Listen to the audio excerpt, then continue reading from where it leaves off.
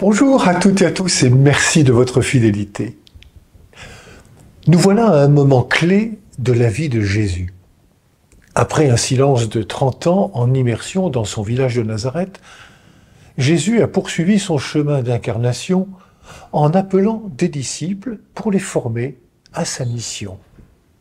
Une mission de rencontre dans une proximité particulière auprès des malades et des pécheurs.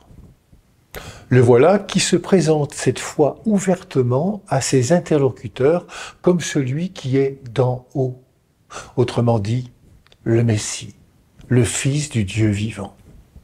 Mais pas le Messie dont ils se sont fait une image, celui qui prendrait le pouvoir pour libérer le peuple d'Israël.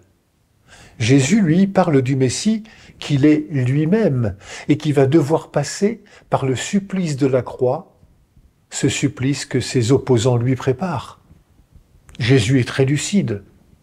Quand vous aurez élevé le Fils de l'homme, sous-entendu mis sur la croix, alors vous comprendrez que moi, je suis. Sur ce chemin-là, personne ne peut le suivre à moins de le reconnaître vraiment comme l'envoyé du Père. Mais il est clair que les pharisiens qui l'interrogent ne sont pas prêts à cette reconnaissance. Comment comprendre que la mort sur la croix de Jésus ne sera pas un échec, mais une victoire? Seul un regard de foi peut nous ouvrir à une telle espérance. Comme l'écrivait Antoine Nuis, celui qui ne s'ouvre pas aux choses d'en haut demeure dans celles d'en bas. Les pharisiens s'entêtent et n'écoutent pas Jésus.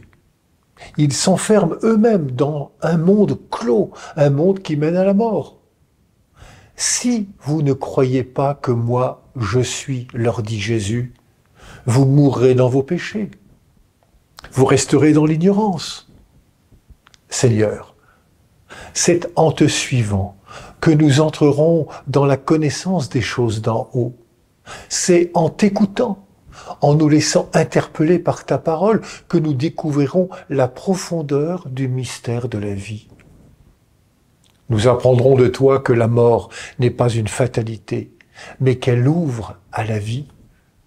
C'est en te voyant mourir sur la croix qu'un centurion romain, un païen, s'écria « Vraiment, celui-ci était Fils de Dieu. » Alors, osons la foi comme un chemin de connaissance du mystère de Dieu. Bonne journée à toutes et à tous, prenez bien soin de vous et des autres.